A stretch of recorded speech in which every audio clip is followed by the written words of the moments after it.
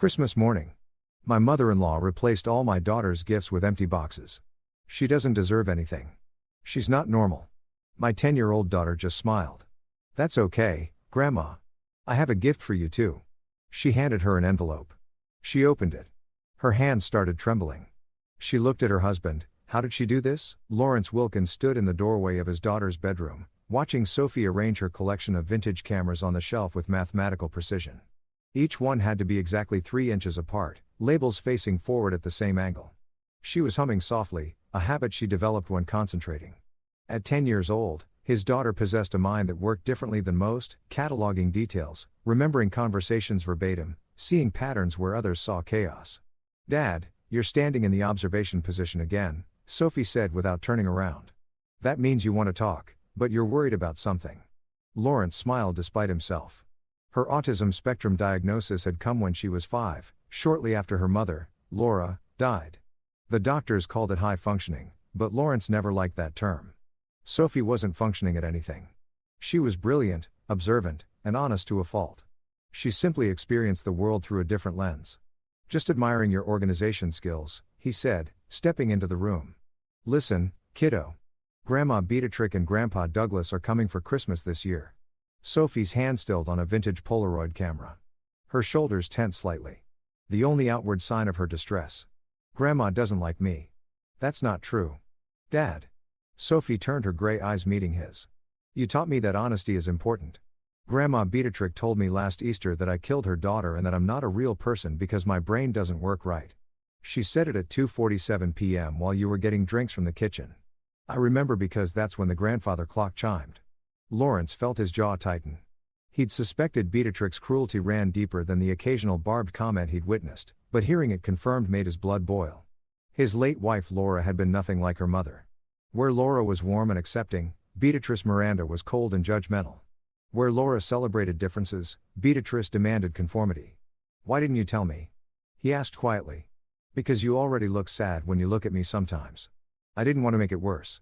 Sophie turned back to her cameras. "Besides, I've been documenting it. You taught me that documentation is power. You're a documentary filmmaker. I'm following your example." "Lawrence, move closer." "What do you mean documenting?" Sophie pulled a small voice recorder from her desk drawer. "I record things, conversations, dates, times. I have 17 separate incidents recorded over the past 3 years. Would you like to hear them?" As Lawrence listened to his daughter play back clip after clip of Beatrix venom, calling Sophie broken, defective, God's punishment for Laura's sins, he felt something shift inside him. He'd spent the 5 years since Laura's death, trying to be both parents, trying to shield Sophie from a world that didn't understand her. He'd been patient with Beatrice, making excuses for her grief, hoping she'd eventually accept Sophie. That patience had been a mistake. "Play the one from last Christmas," Lawrence said, his voice flat. Sophie's fingers found the right file immediately. Beatrix's voice filled the room, sharp and cutting. "Douglas, look at her rocking back and forth like an animal. This is what Laura left us with. A defective creature that can't even make eye contact. We should have institutionalized her when we had the chance." Lawrence closed his eyes. He'd been in the next room that day preparing Christmas dinner. He'd had no idea. "There's more. Sophie said she talks to Grandpa Douglas about taking me away from you. She says you're not capable of raising me properly because you work too much. She's been calling people lawyers, I think. She mentions custody proceedings in 6 different recordings." The anger in Lawrence's chest crystallized into something colder, more calculated. Beatrice Miranda wasn't just a grieving mother taking her pain out on an innocent child. She was actively trying to destroy their lives. To rip Sophie away from the only parent she had left. "Sophie," he said carefully. "How would you feel about turning this documentation into a project? Something more comprehensive?" His daughter's eyes lit up with the same spark Laura's used to have when she was onto a good story. "What kind of project?" "The kind that protects us. The kind that makes sure Grandma can never hurt you again."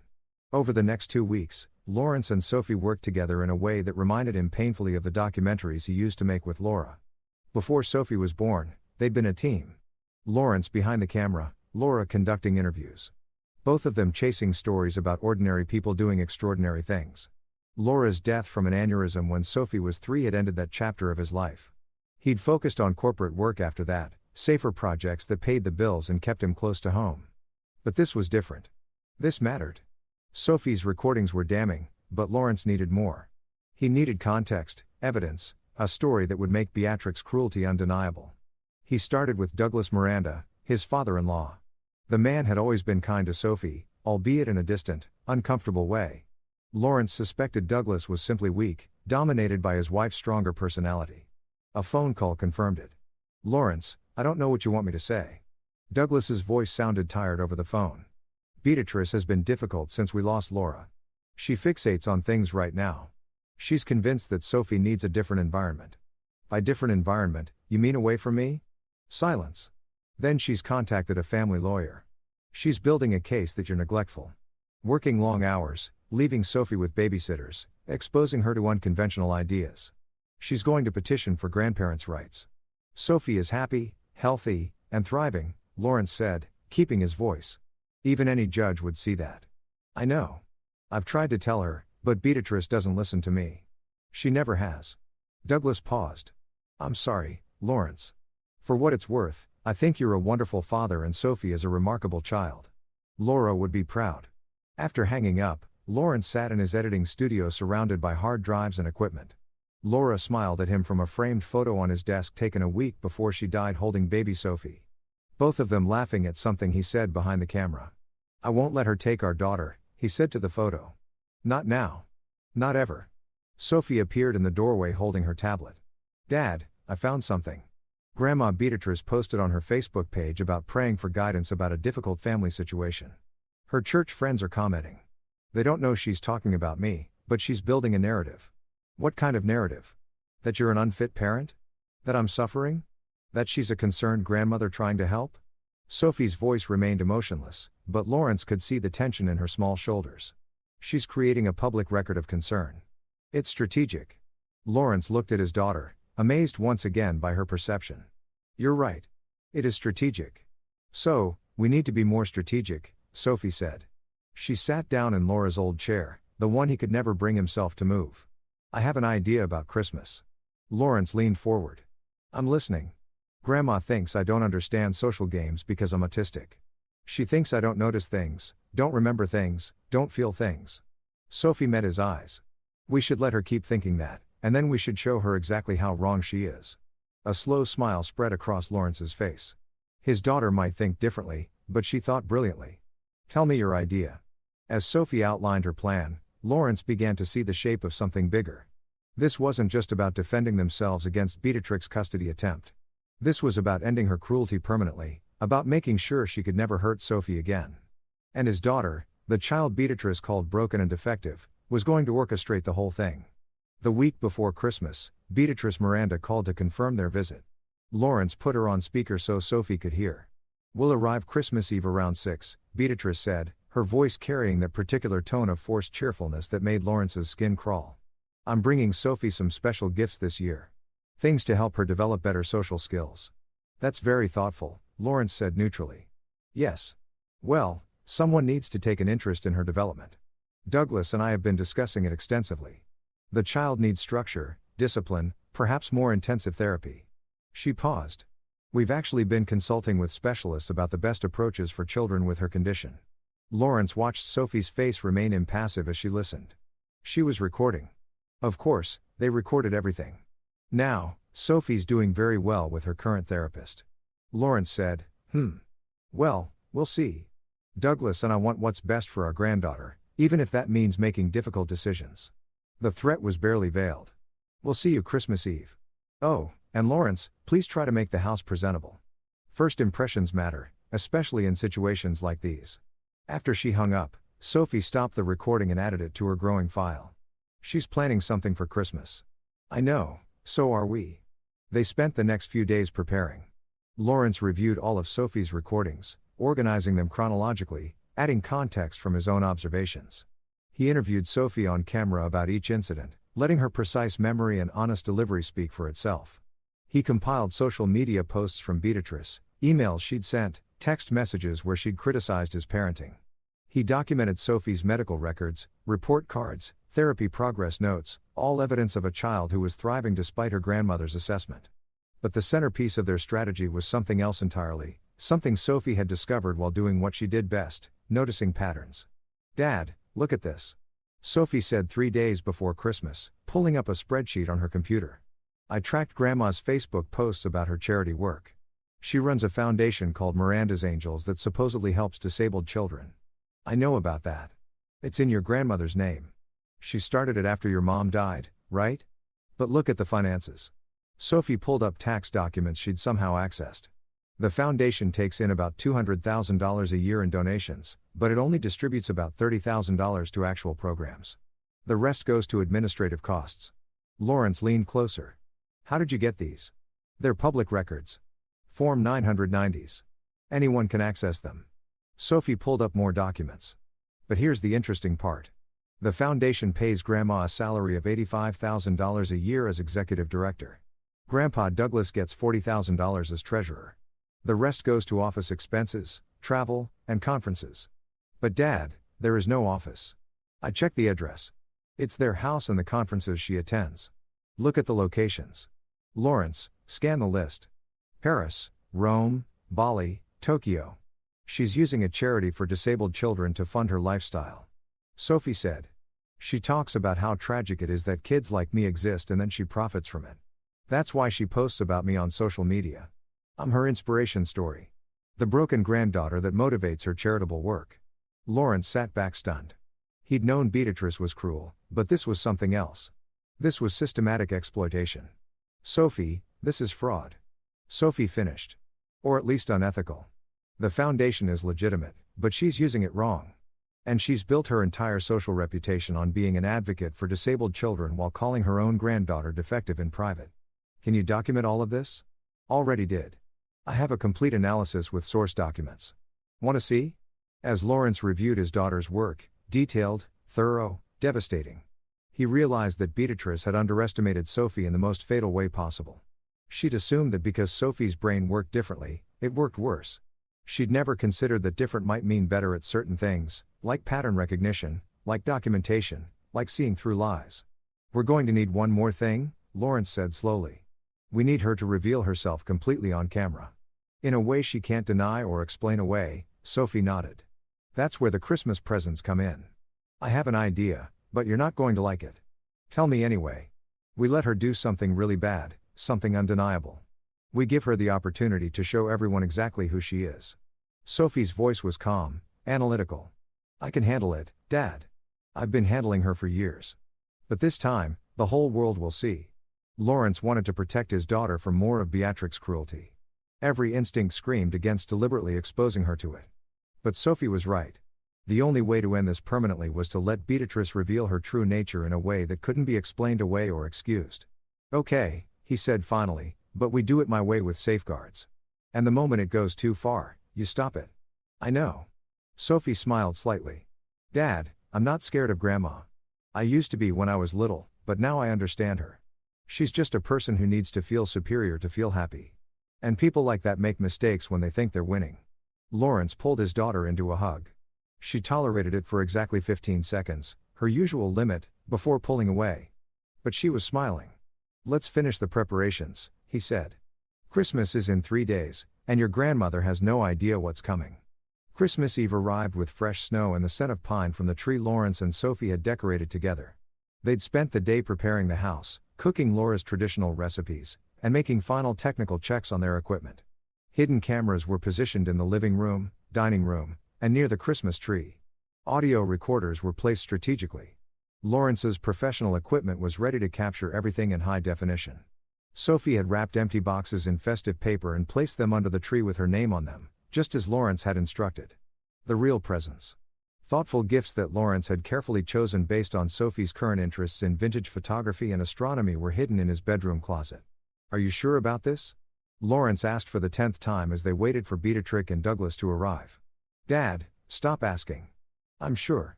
Sophie adjusted her sweater, a red one with a reindeer that Laura had bought years ago. She wore it every Christmas. Remember, I need you to stay calm no matter what Grandma does.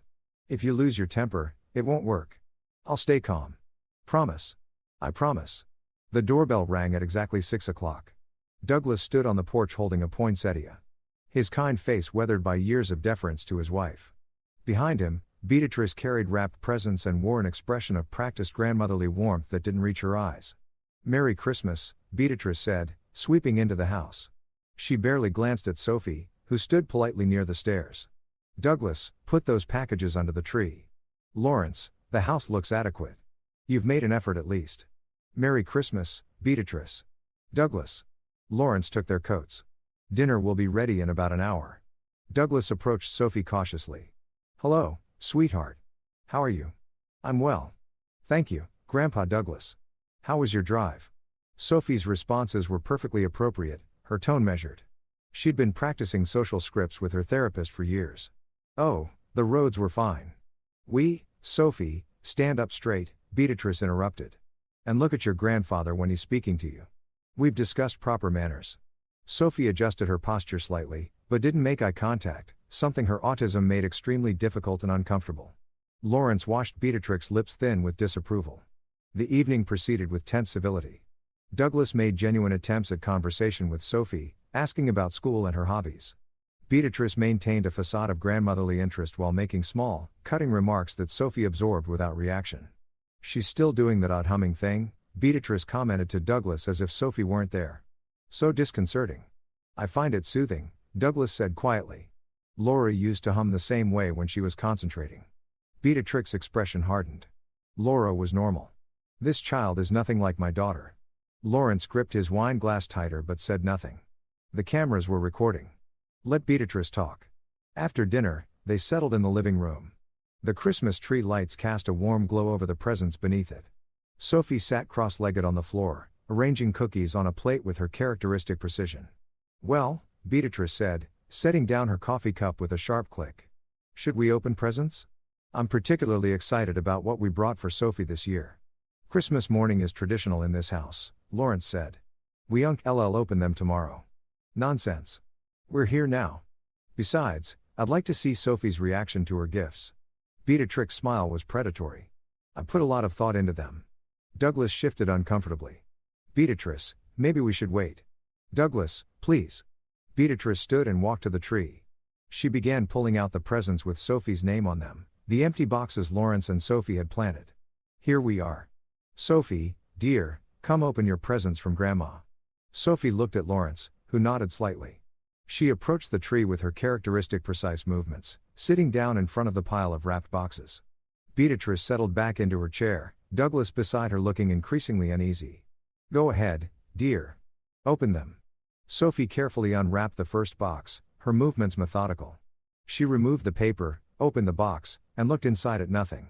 No reaction crossed her face. She set it aside, and reached for the second box. What is it, Sophie? Beatrice asked, her voice dripping with false sweetness. What did Grandma get you? Sophie opened the second box empty. Then the third empty, fourth, fifth, sixth, all empty. She lined them up in a neat row, arranging them by size, her face serene and untroubled. Lawrence felt his hands clench into fists. He wanted to throw Beatrice out of his house to scream at her for her cruelty, but he'd promised Sophie he'd stay calm. This was part of the plan. Sophie, Beatrice said, leaning forward. Don't you have anything to say? Aren't you disappointed? Sophie looked up at her grandmother, her gray eyes clear and direct. Why would I be disappointed, Grandma? Because there's nothing in the boxes, you silly girl. Don't you understand? There are no presents for you. I understand, Sophie said calmly. And how does that make you feel? Sophie tilted her head, appearing to consider the question. I feel that this is consistent with your previous behavior patterns. You've told me 17 times over the past 3 years that I don't deserve nice things because I'm not normal. This is you demonstrating that belief through action. It's actually very predictable. Beatrix's expression faltered for just a moment before hardening into anger. How dare you speak to me like that? You ungrateful broken little Beatrix, Douglas said sharply. That's enough. No, it's not enough. Beatrice stood, her carefully maintained facade cracking. This is exactly what I've been talking about, Douglas. Look at her. No emotion, no tears, just sitting there like a robot analyzing everything. She's not normal. She's not right. And Lawrence is raising her to be even worse, filling her head with his liberal ideas about acceptance and diversity. This child needs discipline, structure, intensive treatment. She needs to be somewhere that can handle her properly. You mean institutionalized, Lawrence said quietly. That's what you want, isn't it? You want Sophie locked away somewhere you never have to see her. I want her to get proper help. And I want you to face the reality that you're not equipped to raise a child with special needs. You're gone half the time working on your little projects, leaving her with strangers. A child like this needs constant supervision, constant correction. A child like what? Sophie's voice cut through Beatrix's rant. Say it, Grandma. You've said it before in private. Say what you really think about me. Beatrix's face flushed red. You're defective. You're broken. You're the punishment for Laura choosing to have a child at her age with her health problems. God took her and left us with you. And I've had to watch Douglas and Lawrence pretend that you're something you're not. You're not special. You're not gifted. You're damaged. And you'll never be normal. And Laura died for nothing. Beatrice. Douglas was on his feet, his face white. Stop it. Stop it right now. But Beatrice was beyond stopping. Years of controlled venom poured out in a torrent. She doesn't deserve presents. She doesn't deserve happiness. She doesn't deserve this family's name. Laura was perfect and this thing replaced her. That's enough. Lawrence's voice was cold and hard. Douglas, I think you and Beatrice should leave. Oh, we're leaving. Beatrice said, grabbing her purse. And we're not coming back. Not until you face reality about that child. We're filing for custody. Lawrence, we've already spoken to lawyers. A judge will see that you're unfit, that she needs professional care. Grandma, Sophie said softly. She stood up, brushing wrapping paper from her lap. I have a gift for you, too. She held out an envelope, her hand steady. Beatrice looked at it suspiciously. What is this? It's a Christmas present from me. You should open it. Beatrice snatched the envelope and tore it open. Inside was a USB drive and a single sheet of paper. As she read, the color drained from her face. Her hands began to tremble. The letter was simple. Dear Grandma Beatrice, this USB drive contains 47 audio recordings of you saying cruel things about me over the past 3 years. Video documentation of tonight's events. A complete financial analysis of Miranda's Angels Foundation, including tax discrepancies. Social media posts where you used me as inspiration for donations while calling me defective in private documentation of your custody plans and conversations with lawyers. Copies of all materials have been sent to your church's board of directors, the board of Miranda's Angels Foundation, the IRS regarding foundation irregularities, Child Protective Services to preempt your custody filing, your social circle, and book club. Merry Christmas. I hope you enjoy your gift as much as I enjoyed mine. Sophie Wilkins. Beatrice looked at Douglas, her expression stricken. How did she? This is impossible. She's just a child. She's not capable. She's autistic, not stupid, Douglas said quietly. He'd moved to stand beside Sophie, his hand resting protectively on her shoulder. And you've underestimated her for the last time. You knew about this? Beatrice turned on her husband. You helped her? I didn't know the specifics, but yes, I knew Lawrence and Sophie were documenting your behavior, and I told them I wouldn't stand in their way. Douglas's voice was steady, stronger than Lawrence had ever heard it. What you did tonight, Beatrice, replacing a child's Christmas presents with empty boxes. That's evil. That's not grief. That's not concern. That's cruelty for cruelty's sake. She's not really a child, Douglas. She doesn't feel things like normal children. Stop. Sophie's voice was quiet but firm. I feel everything, Grandma. I just don't show it the way you expect. When you say I'm broken, I feel sad. When you tell me I killed my mother, I feel guilty even though I know it's not true. When you give me empty boxes, I feel hurt. I felt all of it every single time. I just learned not to show you because my reactions make you happy. You like seeing me hurt. Tears were streaming down Sophie's face now, though her voice remained controlled. But what you never understood is that feeling things and showing things are different. And being autistic doesn't mean I can't document, analyze, and respond to patterns of abuse. It actually makes me better at it. I remember everything, Grandma. Every word, every date, every time you told me I wasn't worth loving. Lawrence moved to his daughter's side as she wiped her tears with precise, controlled movements. I think you should leave now, Beatrice.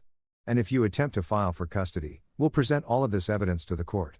If you contact us again, we'll seek a restraining order. If you continue to run Miranda's Angels the way you have been, the IRS will investigate based on Sophie's findings. It's your choice. Beatrice stood frozen, the letter clutched in her shaking hands. For the first time in Lawrence's memory, she looked small, powerless. You can't do this, she whispered. I'm her grandmother. I have rights. You have the right to leave, Douglas said.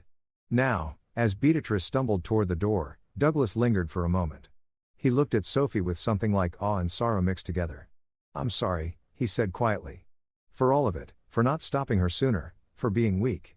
You're not weak, Grandpa Douglas, Sophie said. You're conflict avoidant and you've been in a relationship with a narcissistic personality for 43 years. That's different. Despite everything, Douglas smiled slightly. You're so much like your mother. She was brave, too. He looked at Lawrence. Take care of each other. And if you need anything, testimony for the custody case, financial support, anything, you call me. Thank you, Douglas. After they left, the house fell silent except for the soft crackling of the fireplace. Sophie sank onto the couch, the adrenaline clearly leaving her system. Her hands were shaking now, her breathing rapid. Hey, Lawrence said softly, sitting beside her. You okay? That was hard, Sophie admitted, letting her think she'd won for a minute, watching her be cruel, not reacting. She looked up at him. Did I do okay? You did more than okay. You were incredible. But Sophie, you don't have to hold everything in. Not with me. If you want to cry or scream or the dam broke. Sophie turned and buried her face in his shoulder, her small body shaking with sobs that she'd held back for years. All the times Beatrice had hurt her. All the cruel words and dismissive gestures.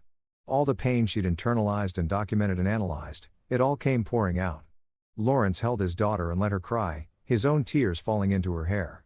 After a long time, her sobs quieted into hiccups, then into deep shuddering breaths. I miss Mom. Sophie whispered. I know I don't remember her much, but I miss her. And Grandma made me feel like it was my fault she was gone. It wasn't your fault, sweetheart. Mom loved you so much. She'd be so proud of you. I'm tired of being strong and different and special. Sometimes I just want to be regular. I know, but you know what? Regular is overrated. You're exactly who you're supposed to be. They sat in silence for a while. Sophie's breathing gradually returning to normal. Finally, she sat up, wiping her face with her sleeve. Can we open my real presents now? Lawrence laughed. Yeah, let me get them. He returned with the gifts from his closet, a vintage Hasselblad camera he'd found at an estate sale, a telescope for her growing astronomy obsession, and a leather-bound journal for her documentation projects. Sophie's face lit up with genuine joy as she opened each one. These are perfect, she said, turning the camera over in her hands with reverence. Dad, they're really perfect. I know. I pay attention. He smiled. Want to take some pictures? They spent the rest of the evening doing what they did best, being a team. Sophie photographed the Christmas tree, the empty boxes lined up like evidence, the snow falling outside. Lawrence showed her how to adjust the vintage camera's settings, and together they documented a Christmas that had started with cruelty but ended with victory. Around midnight, as Sophie was finally getting drowsy, her tablet chimed. She checked it and smiled. What is it? Lawrence asked. Grandpa Douglas sent me an email. He's filing for divorce. He says he should have done it years ago, but watching me stand up to Grandma made him realize he could, too. She looked up at Lawrence. Do you think that's because of me? I think it's because you showed him what courage looks like. Even when you're scared, even when you're different, even when the world tells you you're not enough, you can still stand up for yourself. I had help, Sophie said. I had you. We had each other. That's what family is supposed to be. Sophie set her tablet aside and curled up against him. Dad, yeah. Can we do something with all that evidence? Like, make a real documentary about it. About what it's like when people are mean to kids like me and how we can fight back. Lawrence looked down at his daughter, her brilliant mind, already planning her next project. I think that's a great idea, but maybe we take a few weeks off first. Enjoy the holidays. Be a regular family for a while. We're not a regular family, Sophie said matter-of-factly. We're better. Lawrence had to agree. New Year's arrived with both resolution and revelation. The documentation Sophie and Lawrence had compiled became the foundation for something bigger than either of them had initially planned. Beatrix's attempts to contact them through lawyers stopped when Douglas confirmed he'd testified to Child Protective Services about his ex-wife's behavior. The custody case never materialized, but the ripple effects of Christmas night were just beginning. The board of Miranda's Angels Foundation called an emergency meeting on December 28. Lawrence knew this because Douglas, who was now actively cooperative, forwarded him the email chain. The board members had received Sophie's financial analysis and were horrified to discover how their donations had been misused. They're voting to remove Beatrice from the foundation. Douglas explained during a phone call while Sophie listened on speaker. The IRS has opened an investigation. It might not result in criminal charges, but her reputation is destroyed. How is she handling it? Lawrence asked, though he wasn't sure he cared badly. She's telling everyone that you and Sophie orchestrated some kind of elaborate conspiracy against her. That Sophie's autism makes her devious and manipulative. That you coached her. Sophie made a disgusted sound. Even now, she can't take responsibility. No, Douglas said sadly, she can't. But the truth is out there now. People are listening to those recordings. They're seeing her Facebook posts in a new light. The women from her church group have stopped calling. She's being held accountable finally. After hanging up, Lawrence watched his daughter return to her camera collection, arranging and rearranging with focused intensity. She'd been different since Christmas, more confident, less willing to mask her autism traits in public. It was as if standing up to Beatrice had freed something inside her. "Dad," she said without looking up. "I've been thinking about that documentary idea. And I want to do it, but not just about Grandma. About all of it. About what it's like being autistic in a world that treats different as bad.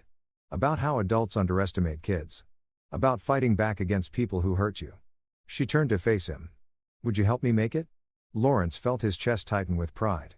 "Of course, but it's a big project. It'll take time, research, interviews. I know. I've already started outlining it." She pulled up a document on her tablet showing a detailed production plan that would put most film students to shame. "I thought we could start with my story, then interview other kids who've dealt with similar things. Not just autistic kids. Any kid who's been told they're not good enough. That's ambitious. You always said the best documentaries are ambitious." Sophie smiled. "Besides, I have you and I'm a pretty good researcher." "The best." Lawrence agreed. They spent January planning. Sophie reached out to autism advocacy groups, support forums for families dealing with toxic relatives, organizations that worked with neurodivergent children. The response was overwhelming. Dozens of parents wanted to share their stories. Autistic teens and adults volunteered to be interviewed. Even some professionals, therapists, educators, legal advocates offered their expertise. The project grew from a small family documentary into something that could help thousands of people. Lawrence secured funding through his professional network and a small grant from a disability rights organization. By February, they were filming. Sophie was a natural on camera. Her direct communication style and analytical mind made complex ideas accessible. When she interviewed other autistic kids, she had an immediate rapport that Lawrence couldn't replicate. She understood their communication styles, their sensory needs, their ways of seeing the world. One interview in particular stayed with Lawrence, a 15-year-old named Marcus, who'd been bullied by his own stepfather for years because of his ADHD and processing disorder. The stepfather had called him lazy, stupid, worthless. Marcus had attempted suicide twice before his mother finally left and sought help. "How did you survive it?" Sophie asked him. Her camera steady. "I documented everything," Marcus said. "Like you did. I recorded the things he said. I kept a journal. And one day, I showed it all to my school counselor. She helped my mom see what was really happening." "Do you think documentation is power?" Sophie asked. "I think truth is power," Marcus replied. "Documentation is just how we preserve truth when people try to deny it." Sophie included that exchange in the documentary's central section on resilience and resistance. She was building a narrative about children who refused to accept the labels cruel adults placed on them, who fought back with intelligence and evidence rather than just emotion. By March, the footage was extensive enough to start editing. Lawrence and Sophie worked side by side in his studio, crafting a story that was both deeply personal and universally resonant. They titled it "Different Doesn't Mean Defective." The climax of the documentary was Christmas night. Lawrence had edited the footage into a devastating 8-minute sequence.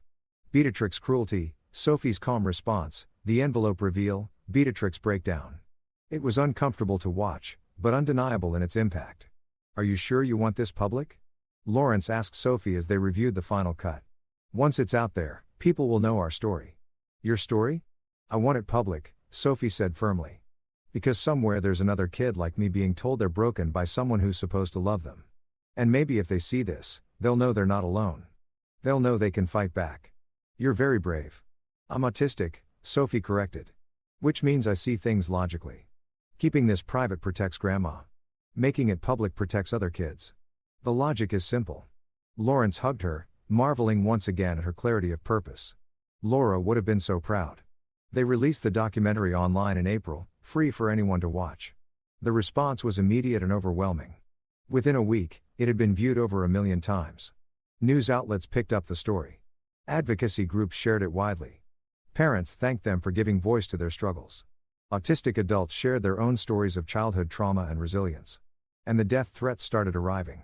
They came through email, social media, anonymous messages. People angry that Sophie had exploited her grandmother. People who believed autistic children should be institutionalized. People who saw Sophie's intelligence as threatening or unnatural. Some people hate what they don't understand, Lawrence explained to Sophie as they reviewed the threats with a detective friend who specialized in cybercrime. And some people hate being shown their own cruelty. Like Grandma, Sophie said. Like Grandma. But for every hateful message, there were 100 positive ones. Children thanking Sophie for making them feel less alone. Parents asking for advice on how to protect their neurodivergent kids. Educators requesting permission to show the documentary in schools. The foundation board of Miranda's Angels reached out in May. They'd reorganized completely, removing Beatrice and restructuring their finances. They wanted to know if Sophie would be interested in joining their youth advisory board. They want my input on programs for autistic kids, Sophie told Lawrence reading the email. They're offering a stipend, too. For my time and expertise. What do you think? Sophie considered it carefully, her face showing the concentration Lawrence had come to recognize as deep processing. I think Grandma created that foundation to make herself feel good about having a disabled granddaughter. She profited from other people's sympathy while treating me like garbage. If I join the board, I can help make sure it actually helps kids like me instead of just enriching adults. That's very mature of you. No, Sophie said, it's strategic. I'm turning Grandma's weapon into my tool. There's a difference. She accepted the position. Douglas visited in June, looking healthier than Lawrence had ever seen him. The divorce was finalized and he'd moved into a small condo near the lake. He brought Sophie a vintage Leica camera as a belated birthday present. Your mother loved photography, too, he said as Sophie examined the camera with reverent hands. She had an eye for finding beauty in unexpected places. You have that same gift. Thank you, Grandpa Douglas.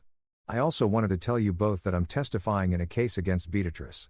The IRS investigation found evidence of intentional fraud with the foundation funds. She might face charges. Lawrence felt a complicated mix of emotions. Despite everything, he didn't take pleasure in Beatrix's downfall. He just wanted her out of their lives. How do you feel about that? He asked Douglas. Relieved, Douglas said honestly. I spent 43 years making excuses for her behavior, protecting her from consequences. I enabled her cruelty by staying silent. If I'd spoken up sooner, maybe Laura would have set boundaries with her before. He trailed off, unable to finish. Before Mom died, Sophie supplied. Grandpa Douglas, Mom's death wasn't your fault. It was a brain aneurysm. The doctors said it was congenital, something she was born with. Nobody could have prevented it. I know, but I wonder if the stress of dealing with her mother contributed. Beatrice was already critical of Laura's decision to have a child. She said it was selfish, irresponsible. Laura and I argued about it before you were born. This was news to Lawrence. I didn't know that. Laura didn't want you to know. She was trying to protect you from Beatrix's toxicity even then.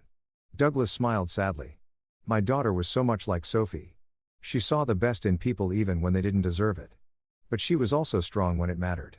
She would have stood up to her mother eventually. She just ran out of time. Sophie moved closer to her grandfather. Grandpa Douglas, do you blame me for Mom's death?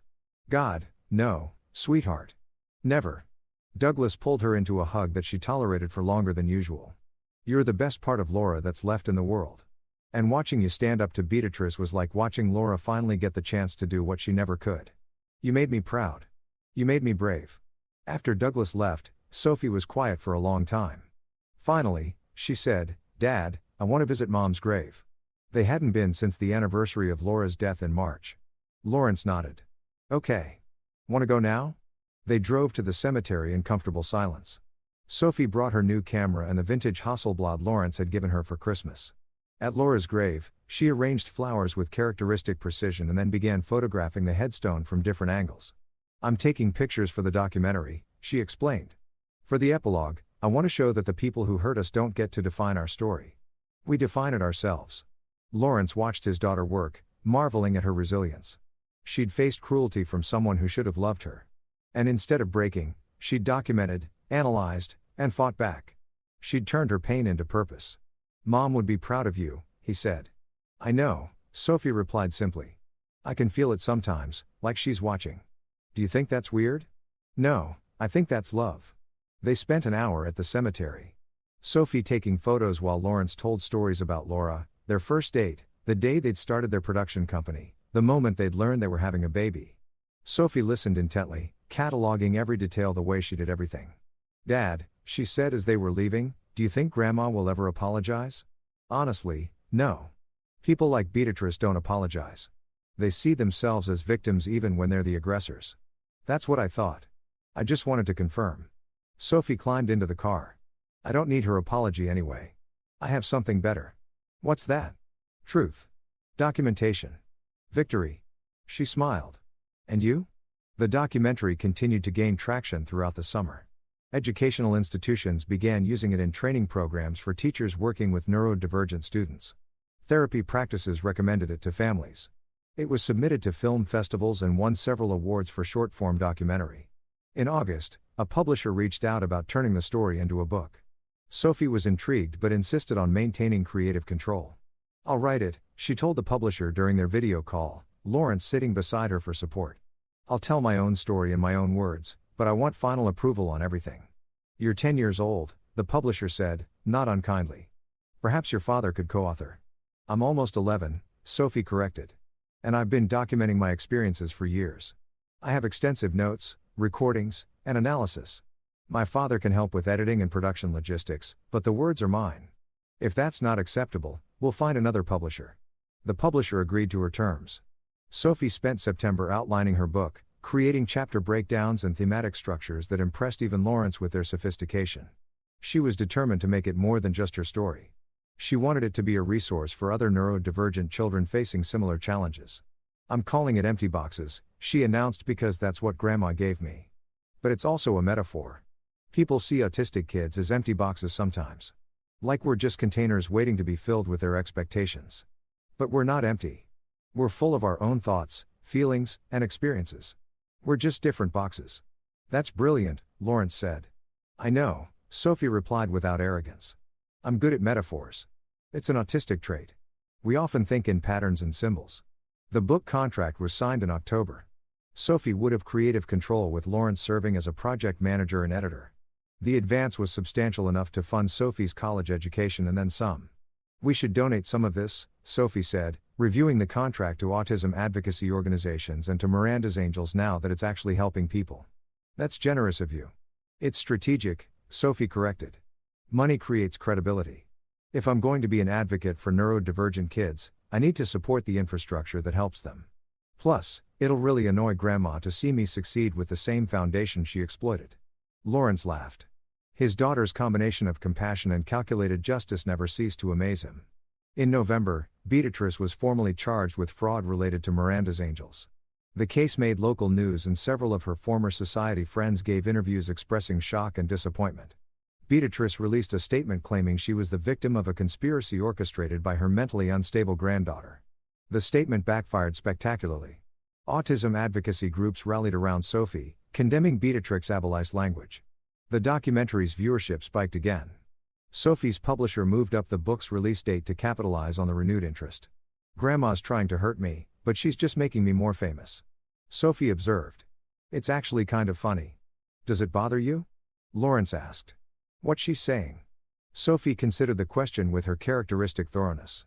"It bothers me that she still thinks being autistic makes me less capable or less credible. It bothers me that she weaponizes my neurodivergence to dismiss valid criticisms of her behavior. But it doesn't bother me personally. I know who I am. She doesn't get to define that." "You're very wise for 11. "I'm autistic," Sophie said again. "I've spent my whole life analyzing social patterns because they don't come naturally to me. I've made a study of human behavior. Grandma's behavior is textbook narcissism. Deflect, deny, project blame onto others. It's predictable." The trial was set for January. Douglas testified about years of financial irregularities and Beatrix's admission to him that she viewed the foundation as payment for having to tolerate Sophie's existence. His testimony was damning and specific. Sophie and Lawrence attended the trial but didn't testify. The evidence spoke for itself. Tax documents, recordings, emails, witness statements. The jury deliberated for less than 4 hours. Beatrice was found guilty on multiple counts of fraud and sentenced to 18 months in prison plus restitution. As the verdict was read, she stood rigid and furious, refusing to show remorse. Outside the courthouse, reporters crowded around Lawrence and Sophie. Sophie had prepared a statement with her therapist's help. I didn't do this for revenge, she said, reading from a card. I did it because documentation and truth are powerful tools against abuse. People who hurt children, whether through physical abuse, emotional abuse, or financial exploitation, need to face consequences. My grandmother taught me that being different is something to be ashamed of. But I learned that being different can also mean being strong enough to stand up to people who hurt you. I hope other kids in similar situations see this and know they're not alone. They can document. They can speak up. They can win. The clip went viral. Sophie's book pre-orders tripled and Lawrence watched his daughter handle media attention with the same analytical clarity she brought to everything else. "How are you really doing?" he asked that night as they sat in their living room, the Christmas tree already up and decorated. "I'm tired," Sophie admitted. "All the attention is overwhelming. People keep touching me without asking, which I hate. And everyone wants me to be some kind of inspiration, which feels weird. You don't have to be anyone's inspiration. You can just be Sophie." "But that's the thing, Dad. I am just being Sophie. I did what made logical sense. I documented abuse, preserved evidence, and presented it when the time was right. I'm not exceptional for doing that. I'm just autistic, which means I'm really good at pattern recognition and systematic documentation. Maybe that's what makes you exceptional." Sophie leaned against him. "Do you think Mom would be happy about all this? About the documentary and the book and everything? I think Mom would be thrilled that you're using your gifts to help others, and I think she'd be proud of how you stood up for yourself. I wish she could meet me now. The me who's not scared of Grandma anymore. I think she knows," Lawrence said softly. "Somehow I think she knows." They sat in comfortable silence. The Christmas tree lights casting familiar shadows. This time last year, they'd been planning their confrontation with Beatrice. This year, they were planning Sophie's book tour and documentary screenings. "Dad," Sophie said, "yeah, thank you for believing me. When I told you about the recordings, you didn't dismiss them or tell me I was being too sensitive. You believed me and helped me fight back. Always, kiddo. Always." The next morning, Christmas Eve arrived for the second time in their new reality. Douglas came over with gifts, thoughtful ones this time, that showed he'd been paying attention to Sophie's interests. They had dinner together, the three of them, sharing stories about Laura and building new traditions. "I have something for you both," Douglas said after dinner. He pulled out a leather portfolio. "These are photos Laura took when she was in college. She was an amazing photographer. Even then, I thought Sophie might like to see her mother's work." Sophie opened the portfolio carefully. Inside were dozens of black and white photographs, street scenes, portraits, architectural details. Each one showed Laura's eye for finding beauty in unexpected places, just as Douglas had said. "These are incredible," Sophie breathed. "Look at the composition, Dad. The way she frames the light. She learned from the best," Douglas said, looking at Lawrence. "You two were quite the team." "We were," Lawrence agreed. Sophie spent the evening studying the photographs, occasionally taking pictures of them with her own camera. "I'm going to include these in my book," she said. "A chapter about Mom, about how creativity and seeing differently isn't just about autism. It's about finding your own perspective." "She would love that," Douglas said. That night after Douglas left, Sophie and Lawrence sat by the tree again. It had become their spot, their place for important conversations. "Next year, I want to do something different for Christmas," Sophie said. "Like what?" "I want to invite other kids. Kids from the documentary, kids who don't have good family situations. I want to make Christmas about community and kindness instead of obligation and cruelty." Lawrence smiled. "That's a beautiful idea. It's logical," Sophie corrected, but she was smiling, too. "Christmas should be about building people up, not tearing them down. Grandma got that backwards." "Yes, she did." Sophie pulled out a wrapped box from behind the tree. "I got you something. Open it." Inside was a framed photograph, one Sophie had taken on last Christmas night. It showed Lawrence sitting in his editing studio. Laura's photo on his desk, his face illuminated by the monitor as he worked on documenting Beatrix's cruelty. The caption in Sophie's precise handwriting read, "The moment I knew we'd win." Lawrence felt tears sting his eyes. "Sophie, it's my favorite picture I've ever taken," she said. "Because it shows what love looks like. You protecting me, fighting for me, being my partner." He pulled her into a hug. And this time, she didn't pull away after 15 seconds. She stayed, her small arms around him. Both of them holding on to each other and the family they'd built from grief and determination. "We did it," Lawrence whispered. "We won." "We did," Sophie agreed. "But Dad, this isn't just about beating Grandma. It's about proving that different isn't defective. That kids like me can fight back. That families like ours, unconventional, neurodivergent, imperfect, are still families. That's the real victory. Lawrence looked at his daughter, this extraordinary child who turned cruelty into advocacy, pain into purpose, emptiness into power. She was right. The real victory wasn't Beatrix's conviction or the documentary success or the book contract.